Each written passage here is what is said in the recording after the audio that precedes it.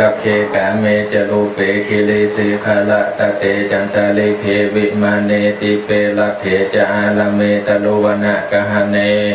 อาลามะวัตถุมหิเคเตภูมิธาทานโยจตุโลกาปละลาจายามะลาจาอินโตเวสุวรรณลาจาอริยะเมตตาโยโพธิสัตตาวกาทานโยอริยสาวกาจาปุถุชนะกัลยาณจาสัมมาทิฏฐิเยวาพุทเทปสันนาธัมเมปสันนาสังฆปสันนาพุทเทสัพพะละวตาธัมเมสัพพะละวตาสังฆสัพพะละวตาอิโตทานะโตญาวะปลัมปลาอิมัสสมิงสุจักกวเลสุเทวตานังโมเนวัลวะจนังสาธาโบโนสุนันตุธรรมสวนะกะโลยัมภะทันตาธรรมสวนะกะโลยัมภะทันตาธรรมสวนะกะโลอายัมภะทันตา นะโมตัสสะภะคะวะโตอะระหะโตสัมมาสัมพุทธัสสะนะโมตัสสะภะคะวะโตอะระหะโตสัมมาสัมพุทธัสสะนะโมตัสสะภะคะวะโตอะระหะโตสัมมาสัมพุทธัสสะโสลานันโตพนโตเตวะสังฆาโยอินตาจะพมมาจะตุโลกปาราธารเนจักุตาสิลิมาพิธานาอากาสาลคาโอภากาลวะเทวตาโมทันตุปุญญังกาลวะพิเศษเทตัสมะตุเนอนุโมทมนาสาธุสาธุโอกาสาคาเดพาติตาลายลักตนาผ่านแผ่วพระแก้วเจ้าตั้งสามภาการและพระปัญญาลัตนาแก้วเจ้าหาจำพวกหมายมีองค์สลีสัพปัญโยพระพุทธเจ้าเป็นเก้าเป็นประธานกับตังพระนาวะโลโกตละธรรมเจ้าเก่าพระการสิบกับตังพระปริญญาติธรรมเจ้าจุโบจุบาทจุอักกาลาจุกัมปีกับตังพระพุทธบาทมหาธาตุและเจดีย์ไม้สาลีมหาโพธิ์และอริยสาวกเจ้าตั้งหลายจุตนจุองค์บัดนี้หมายมีสัมมานะศรัทธาและมุลศรัทธาผู้ข้าตั้งหลายตั้งคนก็ต่างเป็นผู้ปฏิบัติสัจธรรมสมาธิภาวนาผู้ข้าตั้งหลายจุผู้จุคนก็มีเอกสัญญามานะศรัทธาพร้อมกับด้วยกันแล้วก็จริงได้น้อมนำมายังตุปะโบภาลาจาดวงดอกเข้าดอกไม้และลำเตียนอันขีดเขียนด้วยพระคาถาและลงด้วยญาณอักขระคาถาต่างๆนานาได้น้อมนำมาจดตามปูจาไว้ตัดติกองสองหน้าแห่งองค์สลีสัพปัญโยพระพุทธเจ้าเป็นเก้าเป็นประธานบัดนี้ขอองค์สลีสัพปัญโยพระพุทธเจ้าจงมีธรรมเมตตาอินโดปุณณวายนาปารติกหาการรับเอายังเครื่องอามิสาปูจาตั้งหลายม้วนฝงนี้เพื่อเพื่อแล้วเสียยังกรรมคำหาทนา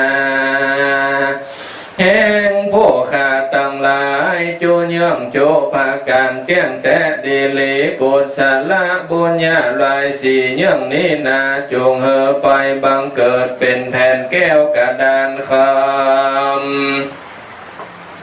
อันนะใหญ่กว้างไปค่อยควางหามหับตอบเสียยังประตูจะตุละมายาภูมิตั้งสี่แล้วจงเฮอกับกายเป็นญาณปวงแก้วสาเป่าคำ ล้อมผ้าเสดเลือดเลืองลายเฮือได้ขี่งวายข้ามถอไฟไปถึงฝั่งกำหน้าเก่าคืออมาตามหาเนลาปันเตียงแต่ดีลีกุศลบุญญาลายสี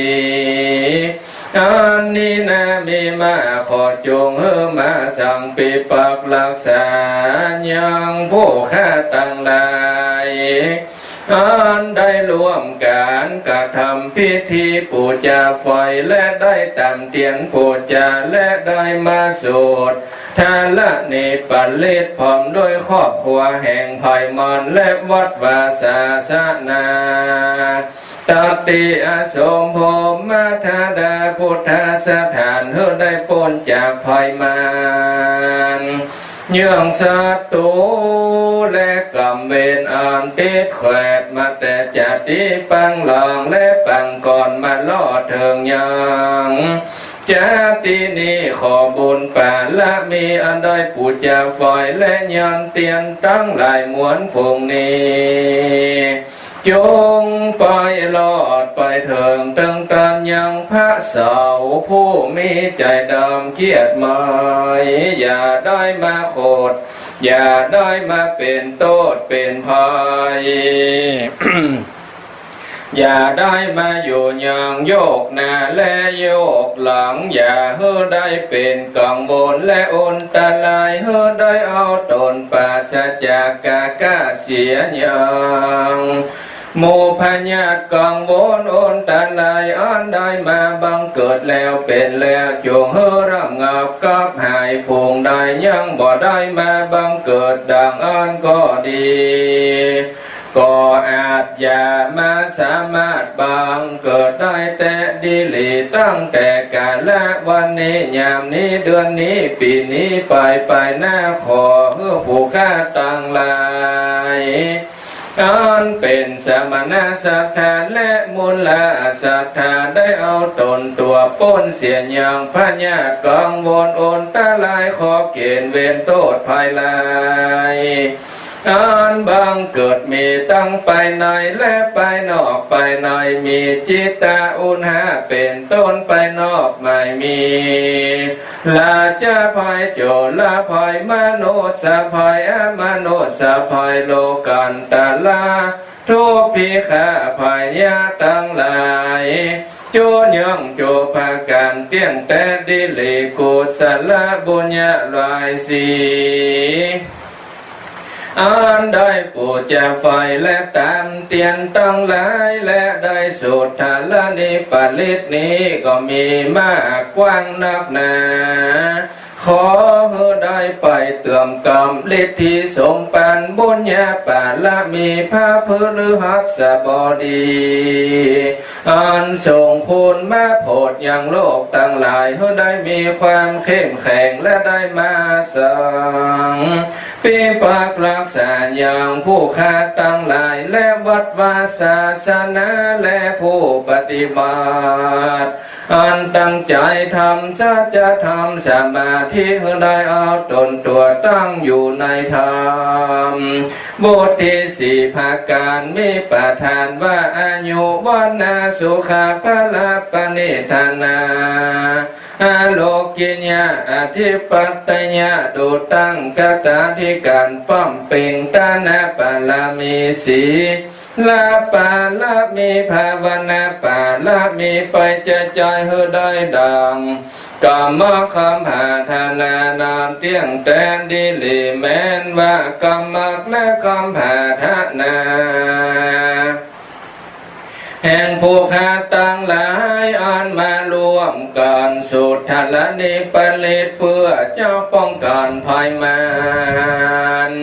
ยังศัตรูมีโดยประการสันใดดังอันก็ดีก็ขอได้ทรงดังกรรมคำหาธนา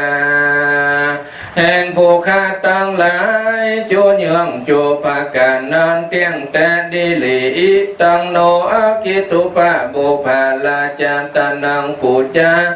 สามาคาลาวะตนั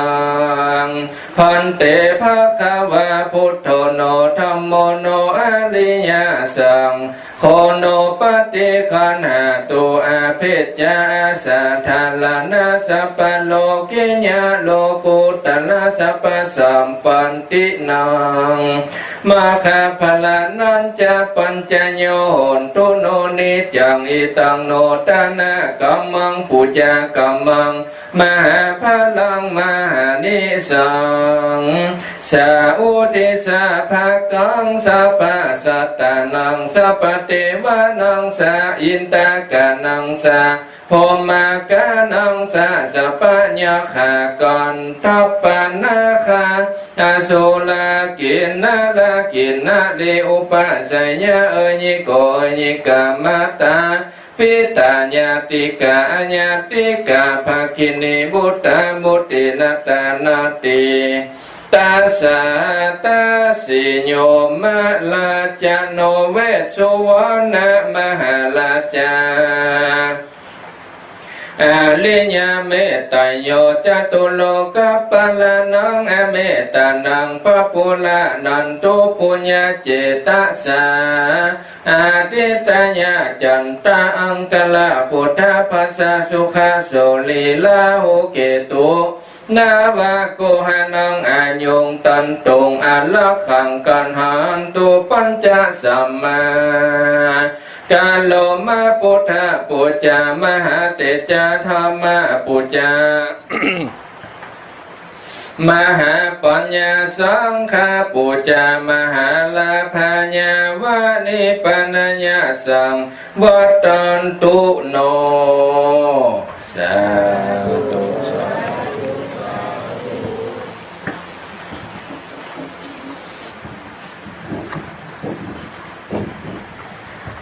นะโม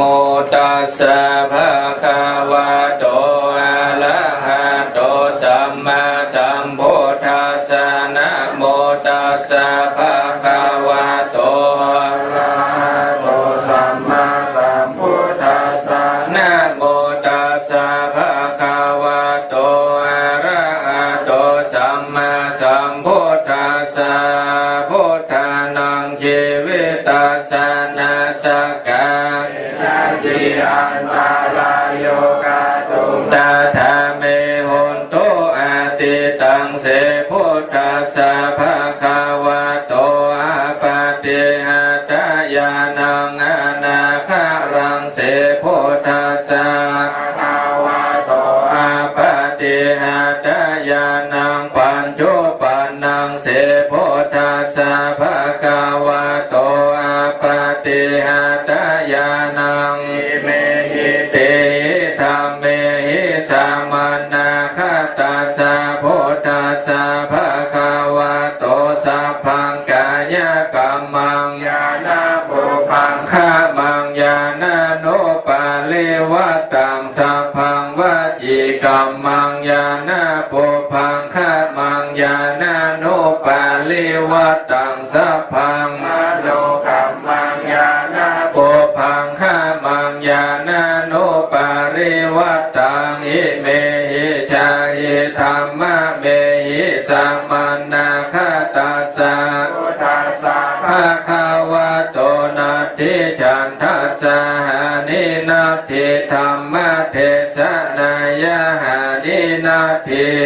ริยาสะหานินาทิวิปัสสนายะหานิอิเมหิทาวาทัสสะหิธรรมเมหิสัมมานาคตัสสะพุทธัสสะภะคะวะโตนะทิทาวานาทิระวานาทิอาพุตตังนาทิกายิตัตตังนาทิพายาวตามโนนาทิอาปาติสังขารุเบขายิเมหิอัตตารสาหิธรรมเมหิสัมมานาคตัสสะพุทธัสสะภะคะวะโตนะโมสัตตันนังสัมมาสัมพุทธานังนาทิ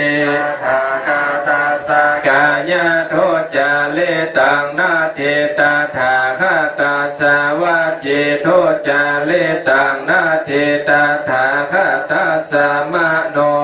จาลิตังนาทิอาติตังเสพุทธัสสะภะคะวะโตปา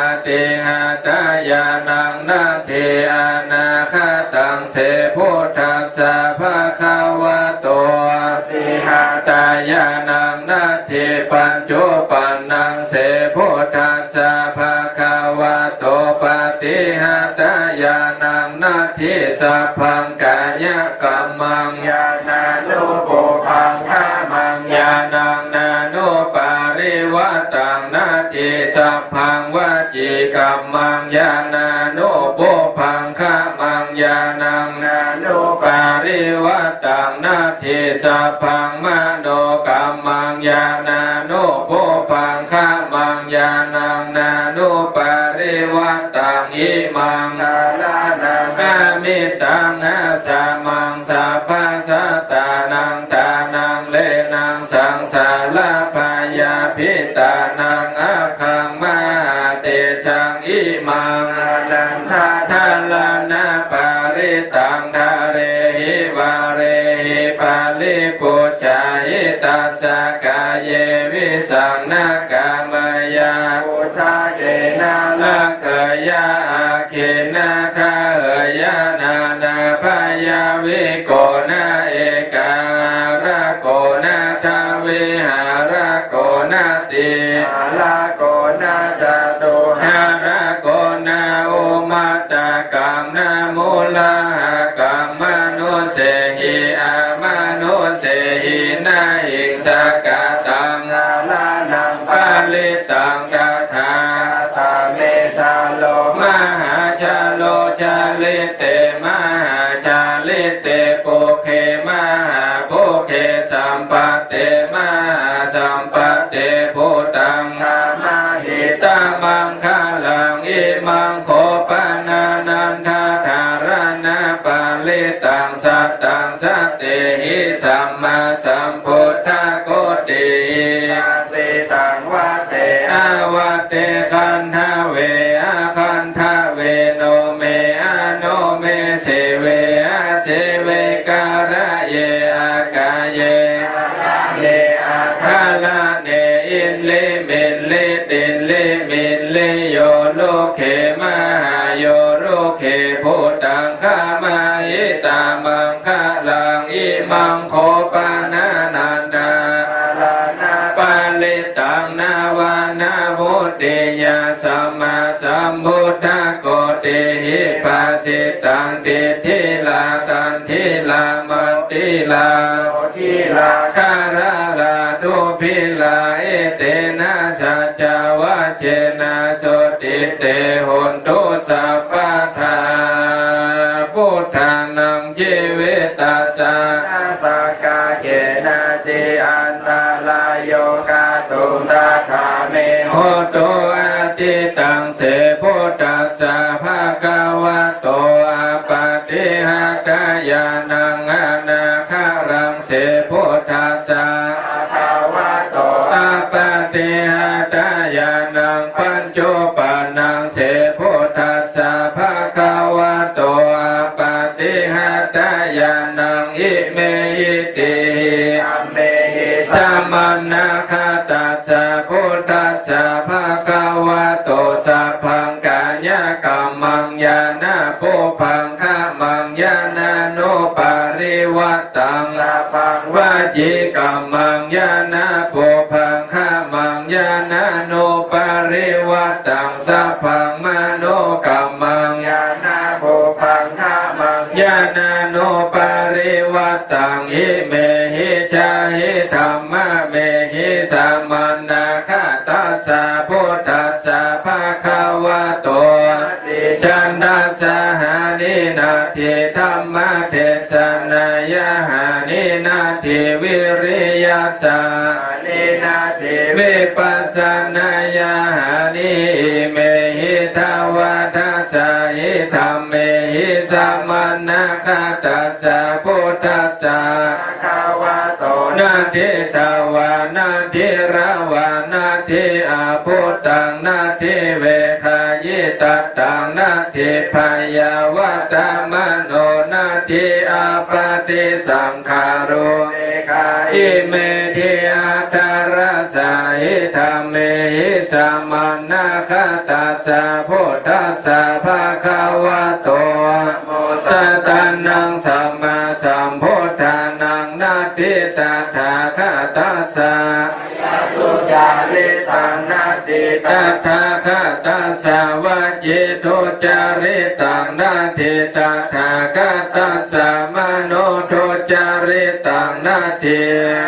ตังเสพุทธัสสะภะคะวะโตปฏิหัตถญาณังนาทิอนาคตังเสพุทธัสสะภะคะวะโตปฏิหัตถญาณังนาทิปัญจุปันนังเสพุทธัสสะภะคะวะโตปฏิหัตถญาณังนาทิสัพพังกายกัมมังญาณานุปุพังคะมังญาณังนาโนปาริวัตตังนาทิสัพพังวจีกัมมังญาณานุปุพังคะมังญาณังนาโนปาริวัตตังนาทิสัพพังมโนกัมมังญาณานุปุพังคะมังญาณังนาโนปาริวัตตังอิมังธารนังอามิตังอาสัมมัง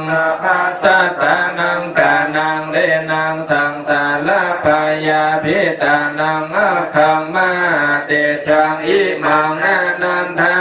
ลานาปาลิตังทะเลหิวาเลหิปาริปุชาหิตาสกายเยวิสังนากามายาอุทาเกนะละเคยาอาคินาทาเหยานานาปยาวิโกนาเอกาหาละโกนาคาวิหาละโกนาติหาละโกนาจัตโตหาละโกนาอุมมัตตะกังนามุลละหะกังมนุเสหิ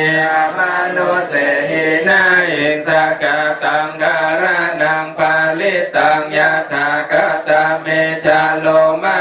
ชาโลชาลิเตชาลิเตปุเคมาปุเคสัมปเตมาสัมปเตพุตังขมาหิอามังคลังอิมังโคปานานันทธารณะปาลิตังสัตตังสเตหิสัมมาสัมพุทธโกเตหิอาสิตังวัตเตอาวัตเตคันทะเวอาคันทะเวโนเมอะโนเมเสเวอะเสเวการะเยอากาละเยทาละเนอาทาระเนอิเลเมเลติเลเมเลโยโรเขมาโยโรเขโพตังขามาหิตังมังคะลังอิมังโคนันทธารณะปาลิตังนาวานาวุติญาสัมมาสัมพุทธโกติหิภาสิตังติลามันติลามันติลาโลกิลาคาราลาโทพิลาเอเตนะสัจวะเชนะโสติเตอุนตุสัพพตาพุทธานังชีวิตัสสานาสกาจิลาดารายโยกาตุงทัตถาเมโอโตอาติตังเสพุทธัสสะภะคะวะโตปฏิหัตถญาณังอนาคาลังเสพุทธัสสะภะคะวะโตปฏิหัตถญาณังปัญจุปันนังเสพุทธัสสะภะคะวะโต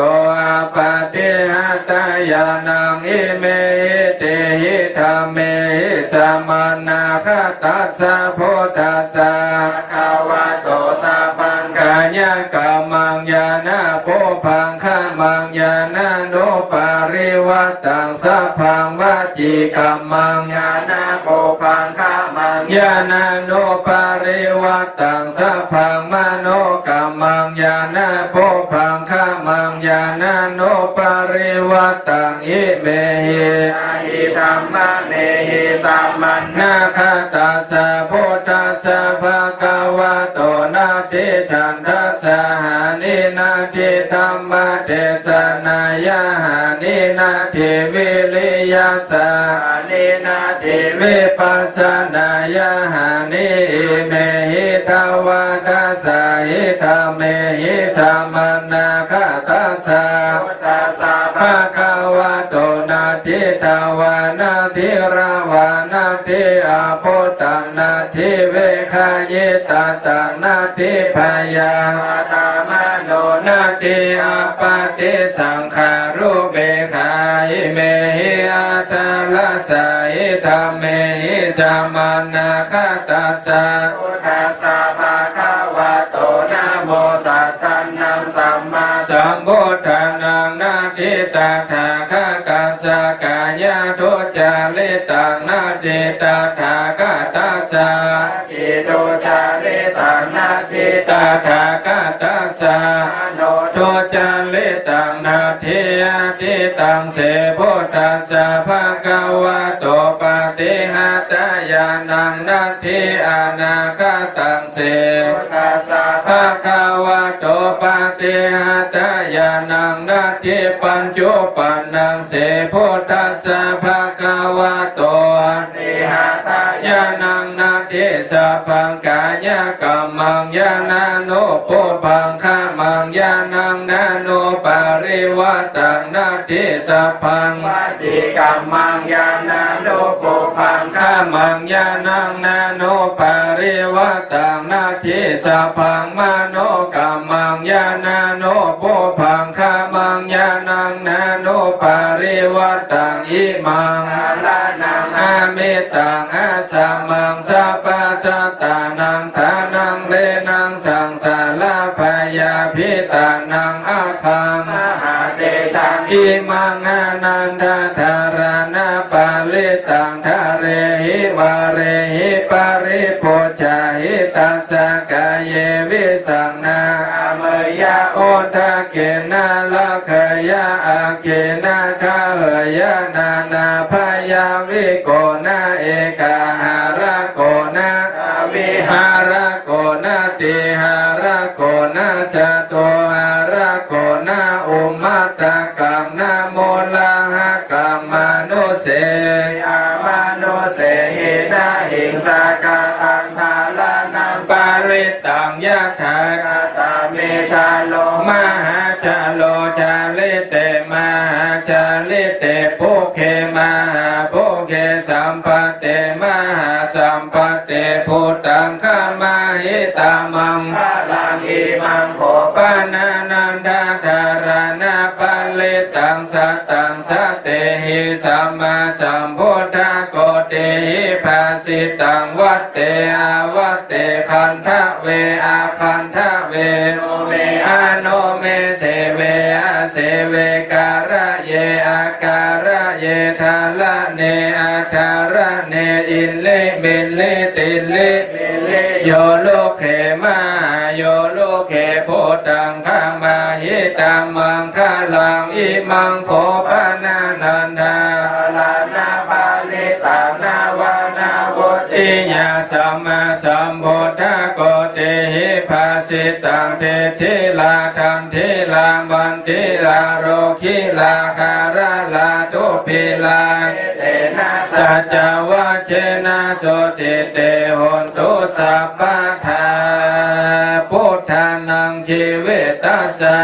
สากาเกนะจิอันตรายโยกาตุตาธามิโหตุอาติตังเสพุทธัสสะภะคะวะโตอาปาติหัตถยานังอานาคาลังเสพุทธัสสะภะคะวะโตอาปาติหัตถยานังปัญจุปันนังเสพุทธัสสะภะคะวะโตอาปาติหัตถยานังอิเมหิติหิธัมเมหิสัมมานาคตัสสะพุทธัสสะภะคะวะโตสัพพังกายกัมมังญาณปุพังฆามังญาณโนปาริวัตตังสัพพังวจีกัมมังญาณปุพังฆามังญาณโนปาริวัตตังสัพพังมโนกัมมังญาณปุพังฆามังญาณโนปาริวัตตังอิเมหิจาหิธัมมะเมหิสัมมานาคตัสสะพุทธัสสะภะคะวะโตนะเตทัสสะหานินาเตธัมมะเทศนายะหานินาเตวิริยะสหานินาเตวิปัสสนายะหานิเมหิทาวา ทัสสะหิธัมเมหิสัมมานาคตัสสะพุทธัสสะภะคะวะโตนะทิทวานะทิระวานะทิอาพุทธังนะทิกายิตตังนะทิพยาวตามโนนะทิอาปาติสังขารุเบขาอิเมหิอัทธัลลัสสะหิธัมเมหิสัมมานาคตัสสะพุทธัสสะภะคะวะโตนะโมสัตตานังสัมมาสัมพุทธานังนาทิตถาคตัสสะกายาทุจาริตังนาทิตถาคตัสสะวจีทุจาริตังนาทิตถาคตัสสะมโนทุจาริตังนาทิอติตังเสพุทธัสสะภะคะวะโตปฏิหะตายานังนาทิอนาคตังเสพุทธัสสะภะคะวะโตปฏิหะตายานังนาทิปัจจุปันนังเสพุทธัสสะภะคะวะโตปฏิหะตายานังนาทิสัพพังกายกัมมังญาณปุพังคะมังญาณังนานุปาริวัตนาทิสัพพังวจีกัมมังญาณานุปุพังคะมังญาณังนานุปาริวัตนาทิสัพพังมโนกัมมังญาณานุปุพังคะมังญาณังนานุปาริวัตังอิมังคลานังอามิตังอาสามังสัพพสัตตานังตานังเลนังสังสารพายาพิตานังอาคังมหาเตจังอิมังอนันทธารณปาลิตังทะเลวะเลปาลิปุชาหิตัสสะกายเยวิสังนากามายะอุทาเกนะละเกยะอาเกนะตาเหยะนานาพายาวิโกนะเอกาละโกนะกาเวหาละโกนาติหาละโกนาจตุหาละโกนาโอมัตตะกังนะโมลาหะกัมมโนเสหิอามโนเสหินาหิงสากาตังทารนังอาลิตังยะถากาตามิชาโลมหาชาโลชาลิเตมาชาลิเตโพเคมาโพเคสัมปัตเตมา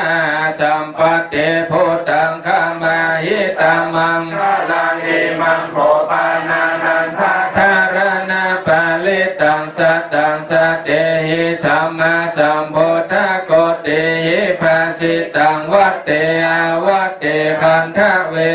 ขันธเวโนเมอโนเมเสเวอาเสเวการะเยอากาละเยทาละเนอาทาระเนอินลิมินลิตินลิมินลิโยโลเกอาโยโลเกโพตังขามาหิตังมังคะลังอิมังโคปานานันทธารณปาลิตังนาวานาวุติญาสัมมาสัมพุทธโกติหิภาสิตังทิฏฐิลาคันธิลามันติลาโลคิลาคาระลาตุพิลาอิเตนะสัจจวะเจนะโสติเตปุตตุสัพพะทาพุทธานังชีวิตัสสะนาสกะเกนะจิลาตาลายโยกะตุงคัตถะเมปุตตุอาติตังเสพุทธัสสะภะคะวะโตอะปะติหะตายานังอนาถารังเสพุทธัสสะภะคะวะโตอะปะติหะตายานังปัญจุปันนังเสพุทธัสสะภะคะวะโตอะปะติหะตายานังอิเมหิติหิธัมเมหิสัมมานาคตัสสะพุทธัสสะภะคะวะโตสัพพังกายกัมมังญาณปุพังคะมังญาณานุปาริวัตังสัพพังวจีกัมมังญาณปุพังคะมังญาณานุปาริวัตังสัพพังมโนกัมมังญาณปุพังคะมังญาณานุปาริวัตังอิเมหิสาหิธัมมะเมหิสัมมานาคตัสสะพุทธัสสะภะคะวะโตทิฉันทัสสะหานินาทิธรรมเทศนายะหานินาทิวิริยสหานิ นาทีวิปัสสนายาหานิอิเมหิทาวาทัสสะหิธรรมเมหิสัมมานาคาตัสสะพุทธัสสะภะคะวะโตนาทีทาวานาทิราวานาทิอาโพตังนาทิเวคายิตาตังนาทิพยาวัตตมโนนาทิปฏิสังขารุเปขาอิเมหิอาคารัสสะหิธรรมเมหิสัมมานาคาตัสสะพุทธัสสะภะคะวะโตนะโมสัตตังนังสัมมาสัมพุทธานังนาทิตถาคตัสสะกายะโตจาริตังนาทิตถาคตัสสะวาจิโตจาริตังนาทิตถาคตัสสะมโนจาริตังนาทิอาติตังเสพุทธัสสะภะคะวะโต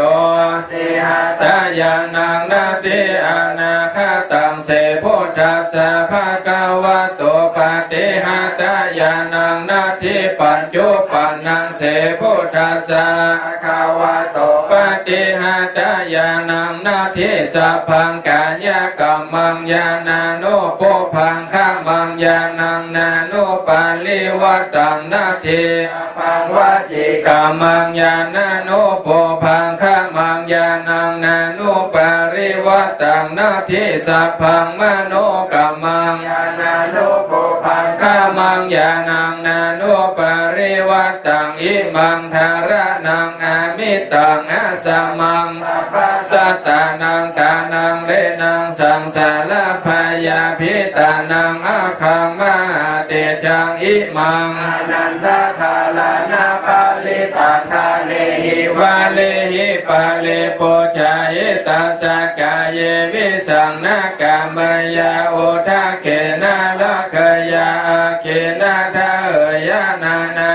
ยาวิโกนาเอกา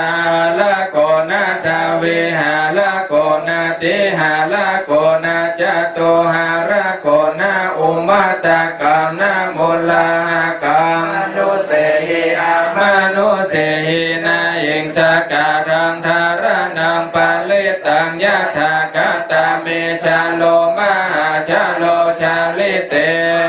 ชาลิเตปุเกมหาปุเกสัมปเตมาสัมปเตโพตังขามาหิตามังคลังอิมังโคปานานันทาธารณาปาลิตังสังสเตหิสัมมาสัมพุทธโกเตหิภาสิตังวัตเตอวัตเตคันทะเวอาคันทะเวโนเมอะโนเมเสเวอะเสเวกาละเยกาละเยทาละเนอะทาละเนอินเลมินเลตินเลมินเลโยรุเขมาโยรุเขโพตังมหิตามังคาลังอิมังโหปานานันทาธารณาปาลิตังนาวานาโวติญาสัมมาสัมพุทธโกติภาสิตังทิลาทันทิลามันติลาโลกิลาคาราลาโตพิลาเอเตนะสัจจวะเจนะโสติเตสัพพทาพุทธานังเจวิตัสสนาสกาเกนะจิลาลายโยกาตุตาธาเมโหตุอาติตังเสพุทธัสสะภะคะวะโตอะปะติหะตายานังอนาคารังเสพุทธัสสะภะคะวะโตอะปะติหะตายานังปัญจุปันนังเสพุทธัสสะภะคะวะโตอะปะติหะตายานังอิเมหิติหิธัมเมหิสัมมานาคาตัสสะพุทธัสสะภะคะวะโตสัพพังกายกัมมังญาณปุพังขมังญาณานุปาริวัตตังสัพพังวจิกัมมังญาณปุพังขมังญาณานุปาริวัตตังสัพพังมโนกัมมังญาณปุพังขมังญาณานุปาริวัตตังอิเมหิชาหิธรรมะเมหิสัมมานาคาตัสสะพุทธัสสะภะคะวะโตนาทิฉันทัสสะหานินาทิธรรมเทศนายาหานินาทิวิริยาสหานินาทิวิปัสสนายาหานิอิเมหิทาวาตัส สะหิธัมเมหิธัมมัญญาคัตตัสสะ พุทธัสสะภะคะวะโตนะทิทาวาลัตถิลาวานาทิอาปุตตังนาทิเวคายิตตังนาทิพยาวตมโนทิอาปาติสังขารุเมขาหิเมทิอาคาลสาหิธัมเมหิสัมมานาคัตตัสสะพุทธัสสะภะคะวะโตโมสัตตัญญังสัมมาสัมพุทธานังนาทิตถาคตัสสะกายาดุจาริตังนาทิตถาคตัสสะวจิตุจาริตังนาทิตถาคตัสสะมโนจาริตังนาทิอาทิตังเสพุทธัสสะภะคะวะโตปะเทหะตายานังนาทิอนาคตังเสพุทธัสสะภะคะวะโตปะเทหะตายานังนาทิปัญจุปันนังเสพุทธัทัสสสะสะภะคะวะโตปะเทหะตายานังนาทิสัพพังกายกัมมังญาณาโนปุพังคะมังญาณังอนุปาริวัตังนาทิสัพพังวจีกัมมังญาณาโนปุพังคะมังญาณังนาโนปาริวัตังนาทิสัพพังมโนกัมมังญาณานุปุพังคะมังญาณังนานุปาริวัตังอิมังคารนังอามิตังอาสัมมังสัพพสัตตานังตานังเรนังสังสารพยาภิตานังอาคังหาเตชังอิมังอานันทธารณาปาลิตังทะเลหิบาเลหิปาลิโพชาหิตัสสะกายเยวิสังนากามายาโอทะเกนะเขยะอาคีนะทาเอยานานาพยาวิโกนาเอกาละโกนาทาวิหาละโกนาติหาระโกนาจตุหาระโกนามาตากันนาโมลหะกังมนุเสหิอามนุเสหินาหิงสกาตังทารนังอริตัญญาถากาตาเมชาโลมหาชาโลชาลิเตมหาชาลิเตโภเคมหาโภเคปเตมหาสัมปเตโพตังคามาหิตังมังคลังอิมังโคปนานันทธารณาปาริตังตังสะเตหิสัมมาสัมพุทธโกติหิภาสิตังวัตเตอวัตเตขันธเวอาขันธเวโนเมอโนเมเสเวอาเสเวกาลเยอาการะเยธารเนการะเนตินลิเมลิตินลิเมลิโยโลเขมาโยโลเขโพตังคามาหิตังมังคะลังอิมังโคนานันทธารณาปาลิตังนาวานาโวติยาสัมมาสัมพุทธโกติหิภาสิตังเทธิลาทิลามันทิลาโลทิลาคาลาลาโตภิลาเอเตนะสัจจาวะเชนะโสติเตสัพพะทาพุทธานังชีวิตัสสะนาสกาเกนะจิลาทัลลายโยกะโตอาเมโหตุอาติตังเสพุทธัสสะภะคะวะโตอาปะเตหะตายานังอนาคารังเสพุทธัสสะภะคะวะโตอาปะเตหะตายานังปัจจุปันนังเส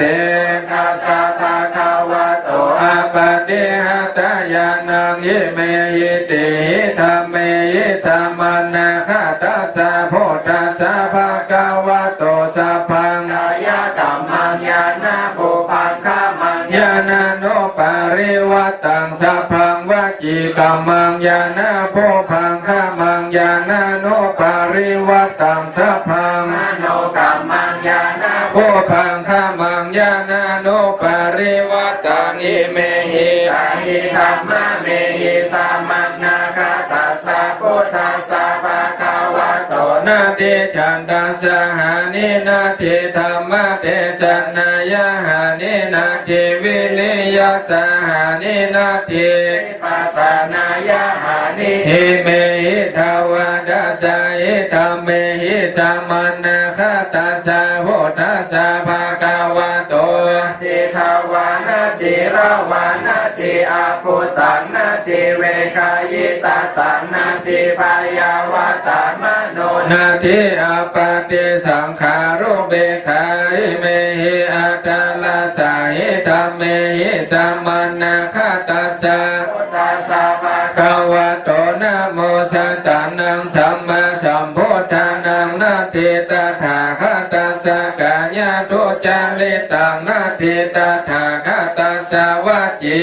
จาริตังนาทิตถาคตัสสะมโนดุจาริตังนาทิอาติตั ตั ง งเสพุทธัสสะภะคะวะโตปฏิหัตถายานังนาทิอานาคตังเสพุทธัสสะภะคะวะโตปฏิหัตถายานัง นาทิ ปัจจุปันนังเสพุทธัสสะภะคะวะโตปฏิหัตถายานังนาทิสัพพังกายกัมมัง ญาณานุปุปัง ข้ามังยานังนานุปาริวัตังนาทิ สัพพังวัจจิกัมมังญาณานุปุปังขามังญาณังนานุปาริวะ วัตังนาทิสัพพังมโนกัมมังยานานุปพังข้ามังยานังนานุปาริวัตังอิมัง นาลานานามิตา นาสัมมังสัพพะสัตตานังทานังเลนังสังสารปายาพิตานังอาคังมหาเต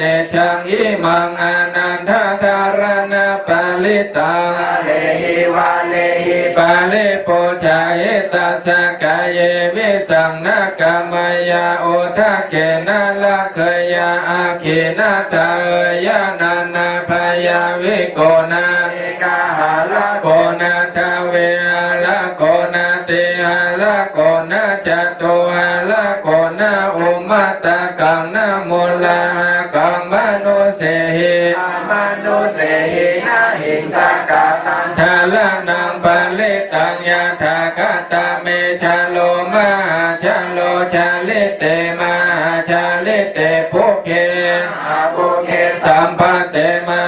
สัมปะเตพุตังขามาหิตัมมังคะลังอิมังโภปนานันดาธารณปาลิตัง ตังสะเตหิสัมมา สัมพุทธโกเตหิภาสิตังวัตเตอวัตเตคันทะเวอาคันทะเวโนเมอะโนเมเสเวอะเสเวการะเยอาการะเย อาลาเน อาทาลาเนอิเลเมเลติเลเมเลโยโลเขมาโยโรเขพุตังคามาหิตัมมังคะลังอิมังโภ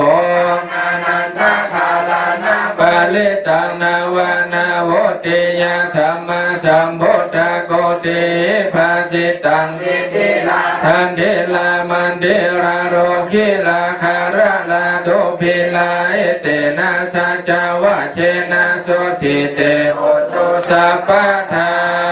พุทธานังชีวิตัสสะนา สากาเกนะจิ จิ อั อั น น ตา ตลายโยกาตงกาธาเมโอนโตอาติตังเสพุทธัสสะภะคะวะโตอาปาติหัตถายานังอนาคารังเสพุทธัสสะ ภะคะวะโตอาปาติหัตถายานัง ปัจจุปันนังเสพุทธัสสะภะคะวะโตอาปาติหัตถายานังอิเมหิติธัมมังเมหิสัมมันนา นาคาตัสสะ พุทธัสสะภะคะวะโตสัพพังกายกัมมังยานังนะขมังยานะโนปะเลวัตตังสัพพังวจีกัมมังยานะภูพังขมังยานะโนปะริวัตตังสัพพัง มโนกัมมัง ยานะภูพังขมังยานะโนปะเลวัตตังอิเมหิชาหิธัมมะเมหิสัมมานาคตัสสะพุทธัสสะภะคะวะโต ติสัทธัสสะ หานินาทิธรรมเทศนายะหานินาทิวิริยสาหานินาทิวิปัสสนายะหานิ เมหิกาวาทัสสะหิคัมเมหิ สัมมานาคตัสสะโพธัสสะภะคะวะโตนาทิทวานาทิระวานาทิอาปุตังนาทิเวคายิตตังนาทิพยาวตมโน ติอ าปฏิสังขา โล รุ เมขายเมหิอัตลาสาหิธรรมเมหิสัมมานาคาตัสสะโพธัสสะภะคะวะโตนะโมสัตตังนังสัมมาสัมพุทธานังนาที กาทาตาสะ กายะโทจาริตังนาทีตาถาคตัสสะวะจี จาริตังนาทิตาคาทันตาสามโนทุจาริตังนาทิอาติตังเสพุทธัสสะ ภะคะวะโตปฏิหะตายานังนาทีอนาคตังเสพุทธัสสะภะคะวะโตปฏิหะตายานังนาทีปัญจุปันนังเส ทัสสะภะคะวะ วะโตปฏิหะตายานังนาทีสัพพังกายกัมมังญาณาโนปุพังขมังญาณังนาโนปริวัตตังนาทีสัพพัง วจิกัมมังญาณานุปุพัง ขมังญาณังนาโนปริวัตตังนาทีสัพพังมโนกัมมังญาณาโนปุพังขมังญาณัง นานุปริวัตตัง อิมังนารนังอามิตังอาสมังสัพพะสัตตานังตานังเลนังสังสาราปายาพิตานังอาคัง มหาเดชัง อิมังอานันตาธารณะปาลิตังทะเลหิวาเรหิปาริปุจจาหิตัสสะกายเยวิสังนากามายาอุทาเกนา ละเคยะ อาเคนาทา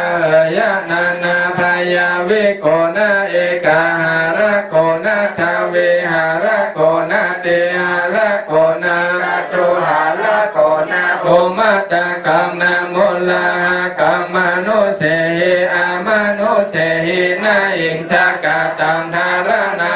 ลิตังยะถากาตาเมชาโล มหาชาโลชาลิเตมหาชาลิเตโพเคมหาโพเคสัมปัตเตมหาสัมปัตเตพุตัง ธรรมหิ ตา ตัง มังคลังอิมังโคปานานันทาธารณะปาริตังสัตตังสัตเตหิ สัมมาสัมพุทธะ โกเตยิภาสิตังวัตเตอาวัตเตพันธเวอาพันธเวโนเมอาโนเมเสเวอาเสเวอา ละเย อากาละเยทาละเนอาทาละเนอิลิมินลิติลิมินลิโยรุเขมา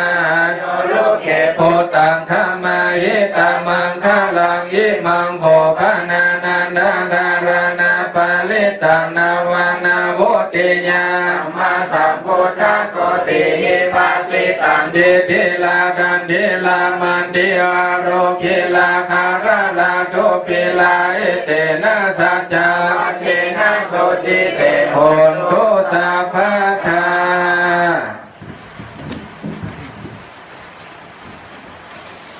อันชีวิตแห่งสมเด็จพระสัมมาสัมพุทธเจ้าทั้งหลายอันใครใครไม่อาจจะกระทำอันตรายได้ฉันใด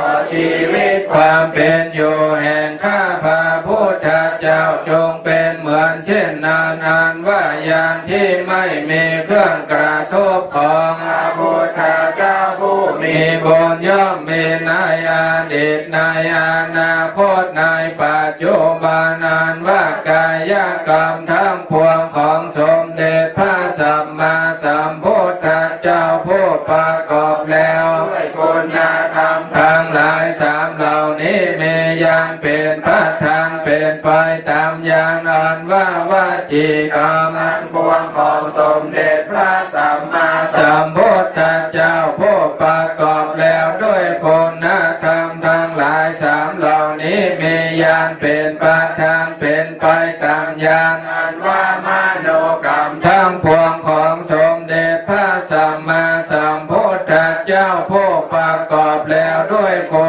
ณธรรมทั้งหลายสามเหล่านี้มีอย่างเป็นประทาน เป็นไปตามญาณอันว่าความเสื่อมถอย น้อยลงของประโยชน์ที่ประสงค์ย่อมไม่มีแต่องค์สมเด็จพระสัมมา สัมพุทธเจ้า ผู้มีบุญผู้ประกอบแล้วด้วยคุณธรรมทั้งหลายหกประการเหล่านี้อันว่าความเสื่อมถอยน้อยลงแห่งการแสดงธรรม ย่อมไม่มี แด่องค์สมเด็จพระสัมมาสัมพุทธเจ้าอั เสื่อมถอยน้อยลงของความเพียร ย่อมไม่มีแด่ แด่องค์สมเด็จพระสัมมาสัมพุทธเจ้าอ่านว่าความเสื่อมถอยน้อยลงของวิปัสสนาญาณ ย่อมไม่มีแด่ แด่องค์สมเด็จพระสัมมาสัมพุทธเจ้าอ่านว่าความเสื่อมถอยน้อยลงแห่งกามาวาจา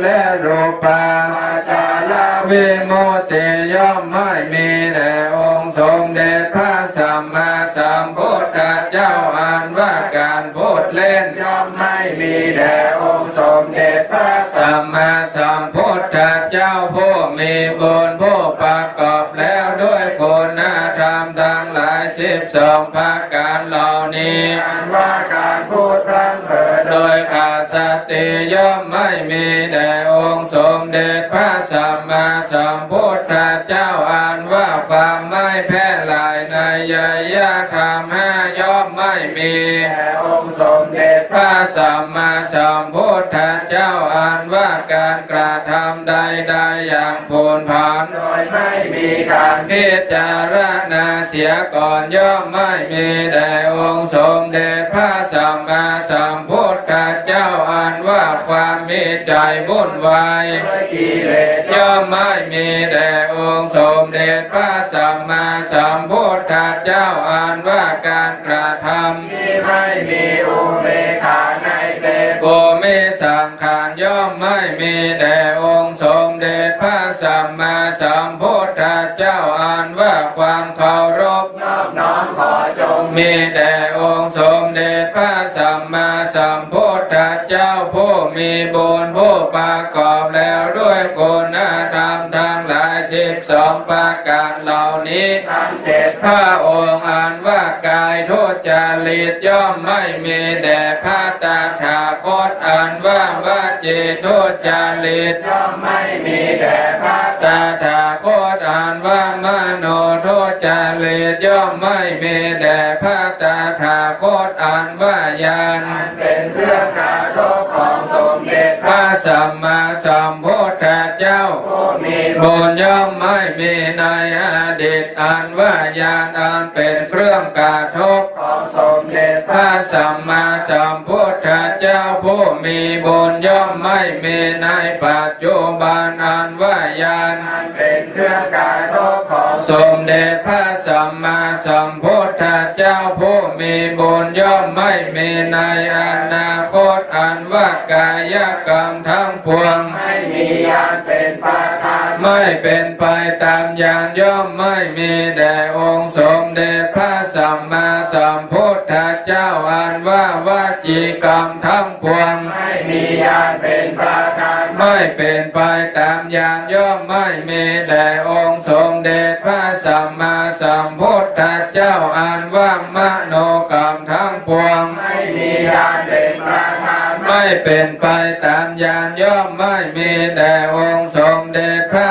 สัมมาสัมพุทธเจ้าอันว่าธารณีปาลิตนี้ ไม่มีเครื่องเทียบไม่มีเครื่องเสมอเหมือนเป็นที่ต่อต้าน เป็นที่หลบซ่อนของสัตว์ผู้กลัวภายใน สังสาร และวัฏทั้งหลายอักขังประเสริฐมหาเตชังมีเดชมากดูกาลอานนท์ ท่านจงท่องจดจำสอบถาม ซึ่งธารณีปาลิตนี้อ่านว่ากายของผู้ท่องบทสวดมนต์ธารณีปาลิตนี้ไม่เพึงตายด้วยพิษงูพิษนาค ไม่เกินตายในน้ำ อ่านว่าไฟไม่เพิงไม่เป็นผู้พ้นภัยพิบัติต่างๆใครคิดร้ายในวันเดียว ก็ไม่สำเร็จ ใครคิดร้าย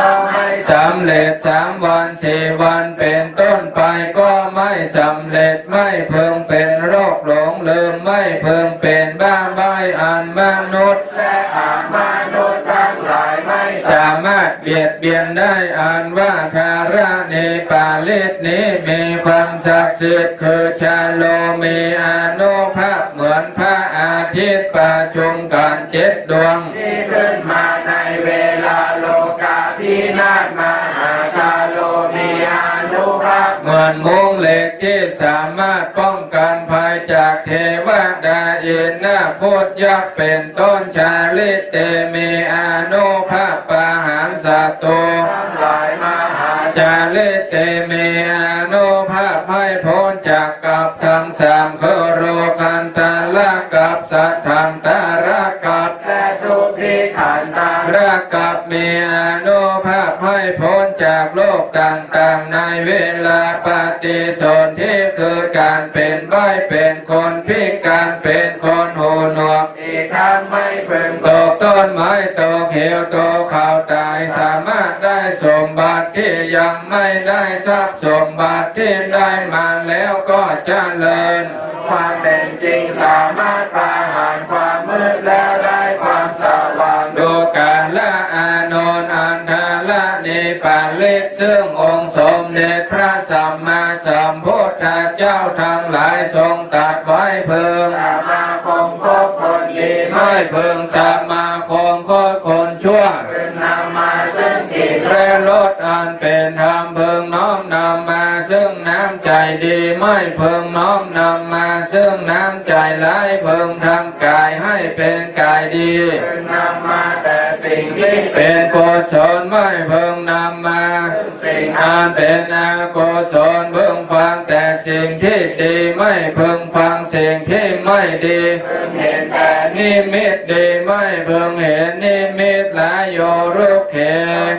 ที่ตายแล้วสามารถฟื้นคืนมาได้มาหาโยรุเขต้นไม้ที่ยังเป็นอยู่ก็ทำให้เจริญงอกงามด้วยความเป็นจริงสามารถปราหารความมืดและได้ความสว่างดูการะอานนท์อันทาละนิปาลิตนี้สามารถรู้ความคิดร้ายของผู้อื่นอาวุธต่างๆมีเครื่องประหารเช่นมีดหอกปืนไฟเป็นต้นไม่สามารถทำอันตรายได้มันติลาสามารถทำมนต์คาถาให้มีความศักดิ์สิทธิ์ขึ้นสามารถปราหารโลกต่างๆได้และโลกร้ายแรงต่างๆไม่อาจทำอันตรายได้ถูกพิลาสามารถหลุดพ้นจากเครื่องผูกมัดด้วยอำนาจแห่งสัจจะวาจานี้ขอความสวัสดีมีชัยจงมีแก่ข้าพระพุทธเจ้าในกาลทุกเมื่อเทิ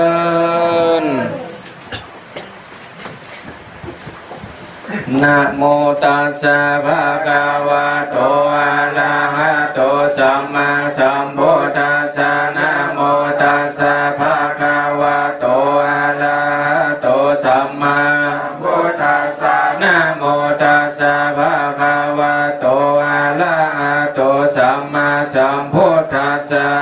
อิติปิโสภะคะวะอะระหังสัมมาสัมพุทโธเวชจารณะสัมปันโนสุขโตโลกาวิโตอนุตตโลปุริสธรรมสารถิสัทธาเทวามนุสานังพุทโธภะคะวะติสัพพะโตภะคะวะตาธัมโมสันทิติโกอากาลิโกอิปัสสิโกโอปานายิโกปัจจตังเวทิตาโพวินโยอิติสุปฏิปันโนภะคะวะโตวากาสัมโฆอุชุปฏิปันโนภะคะวะโตสาวกสังโฆยายาปฏิปันโนภะคะวะโตสาวกสังโฆสามีจิปฏิปันโน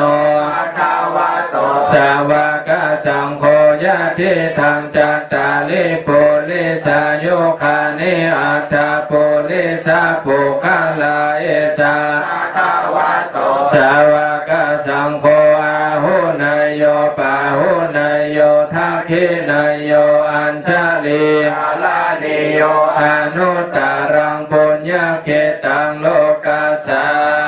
ติวันตามิพุทธังสัพพะเมโทสังธรรมะธาเมพันเตวันตามิธัมมังสัพพะเมโทสังฆามัทธะเมพันเตวันตามิสังฆังสัพพะเมโทสังฆามัทธะเมพันเตว วันตามิโคโลอุปัชฌายา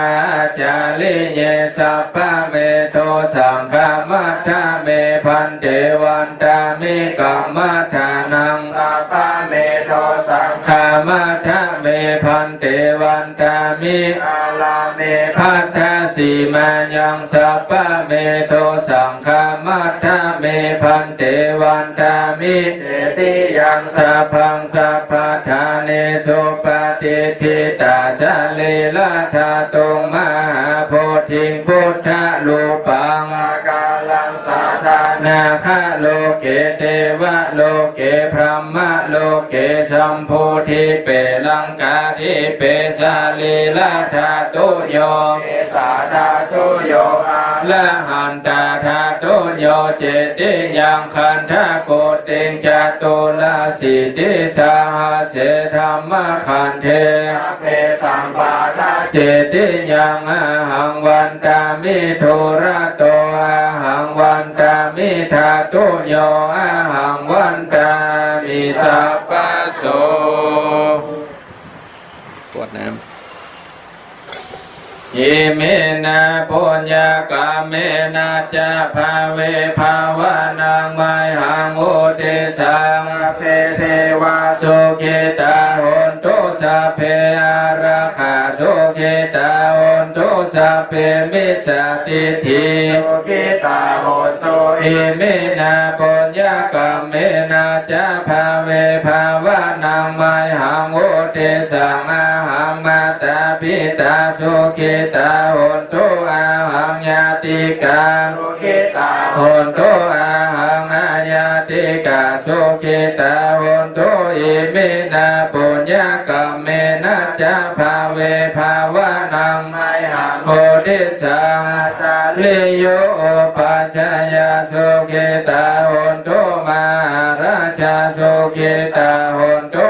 ปาราชา สุขิตาโหตุ มหาชนามหาราชาสุขิตาโหนตุอิมินาปุญญากรรมเมนะจะภาเวภาวะนัง ไมหังโอทิสังสัพเพสัตตา อาเวลาโหนตุอาภัญญาปัจจาโหนตุอานิคาโหนตุสุขีอัตตานัง มาลิอาลันโต สัพเพโกนา สุขิตา โหนตุสัพเพมาหิงสาสุขิตาโหนตุสัพเพกุญชลาสุขิตาโหนตุสัพเพสัตตา สุขิตาโหตุ สัพเพสัตตาสุขิตาโหนตุสัพเพสัตตาสุขิตาโหนตุ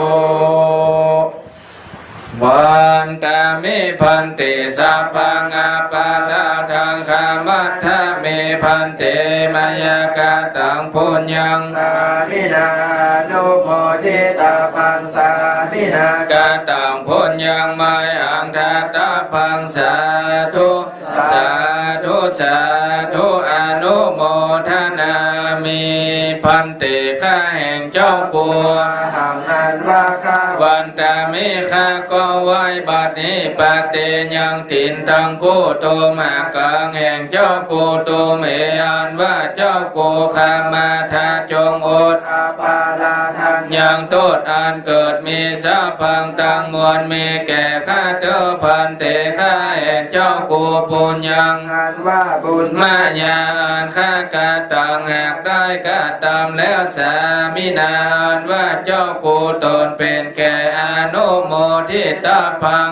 ยินดีใจใจ บุญยังอันว่าบุญสามินาอันว่าเจ้ากูตนเป็นแก่กาตังอันได้กาตามแล้วตาตาพังพึงเฮือ ไม่หัง แก่ข้าเตสาธุข้าแห่งเจ้ากูตนเป็นสัพปุริสาอันดี หังอันว่าข้า อนุโมทามิข้าก็ยินดีใจใจสาธุซึ่งบุญแห่งเจ้ากูแล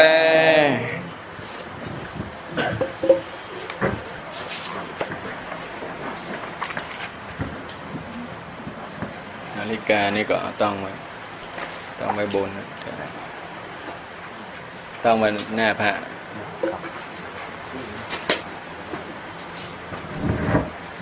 เรียบร้อยแล้วเนาะเอาว ไว้วันพุธหน้าตรงกับวันศีลพอดีก็ได้มาสูตรธรณีปริตในช่วงที่สิ่งศักดิ์สิทธิ์ได้มาโปรดโลกจนถึงสิ้นเดือนนี้ทุกพุธดังนั้นใครได้มีเวลาก็ได้มาร่วมกันสูตรธรณีปริตมันก็อาจจะเดิกน้อยนึงบางพ่องก็อาจจะมานอนวัดนอนวาบางพ่องก็อาจจะปิกบ้านปิกจองก็ขับรถขับเรือไปเหนือล่องใต้ก็ขอให้ระวังให้ดีไปประมาทเลิกดื่นกลางคืนบางห้องก็ใครรับใครนอนเป็นก้องๆจางๆห้องก็โดดไปตั้งกับแปลงวัดไปเตื้อก็มีห้องน่ะ มันใครหลับ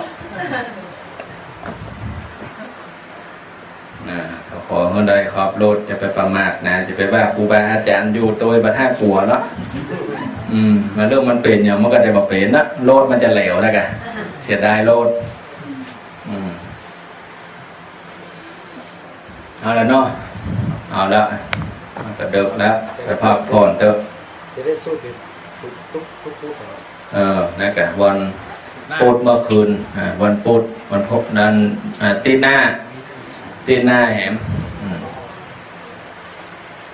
มันจะได้ถึงสิ้นเดือนนี้แล้วนะมันจะมี6 พุธด้วยกันอันนี้พุธเริ่มเดือน5 พุธ5 พุธออกภาษาพอดีอะออกภาษากับวันพุธจับพอดีอ่ะเรียบร้อยไปคนไหนก็ไป